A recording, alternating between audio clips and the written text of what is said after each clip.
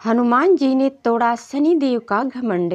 एक बार शनिदेव को अपनी शक्ति पर अपार घमंड हो गया है।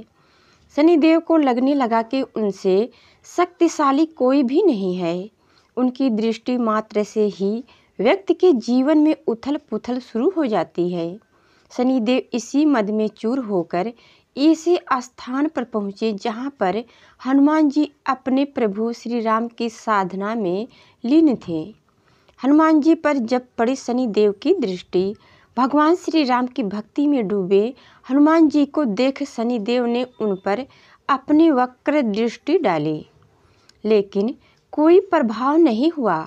इससे क्रोधित होकर शनिदेव ने हनुमान जी को ललकारते हुए कहा कि हे वानर, देख कौन सामने आया है। हनुमान जी ने शनिदेव पर कोई ध्यान नहीं दिया और अपनी भक्ति में लीन रहे। शनिदेव ने सभी प्रयास कर लिए, लेकिन हनुमान जी पर कोई प्रभाव नहीं पड़ा। तो शनिदेव का क्रोध सातवें आसमान पर पहुंच गया। तनाव और गुस्से में आकर शनिदेव ने एक बार फिर प्रयास किया और कहा, हे वानर, आंखें खोल। मैं शनिदेव तुम्हारी सुख शांति को नष्ट करने आया हूँ। इस संसार में ऐसा कोई नहीं जो मेरा सामना कर सके। शनिदेव को ये विश्वास था कि ऐसा करने से हनुमान जी भयभीत हो जाएंगे और क्षमा मांगेंगे, लेकिन ऐसा कुछ भी नहीं हुआ। बहुत प्रयास करने पर हनुमान जी ने बहुत ही सहज भाव से पूछा कि महाराज, आप कौन हैं? इस बात को सुनकर शनिदेव को और क्रोध आ गया। शनिदेव हनुमान जी से बोले, अभी इसी समय मैं तुम्हारी राशि में प्रवेश करने जा रहा हूँ, तब समझ में आएगा कि मैं कौन हूँ।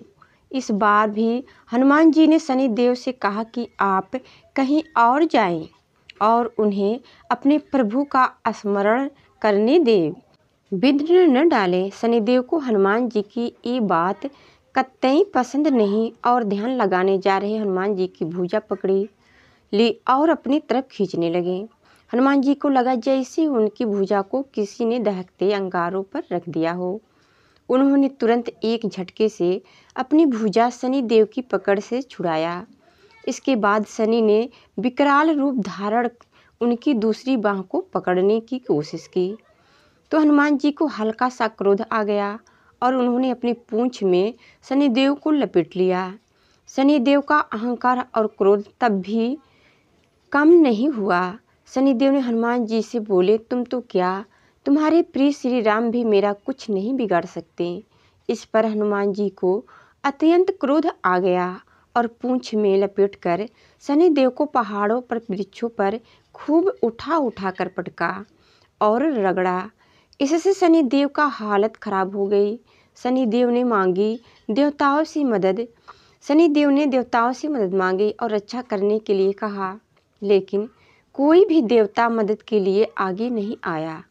अंत में शनिदेव को अपनी गलती का एहसास हुआ और बोले, दया करे वानर राज, मुझे अपनी उद्दंडता का फल मिल गया, मुझे क्षमा करें, भविष्य में आपकी छाया से भी दूर रहूँगा। तब हनुमान जी बोले, मेरी छाया ही नहीं, मेरे भक्तों की छाया से भी दूर रहने का वचन देना होगा। शनिदेव ने हनुमान जी को ऐसा ही वचन दिया, इसलिए शनिदेव हनुमान भक्तों को परेशान नहीं करते हैं।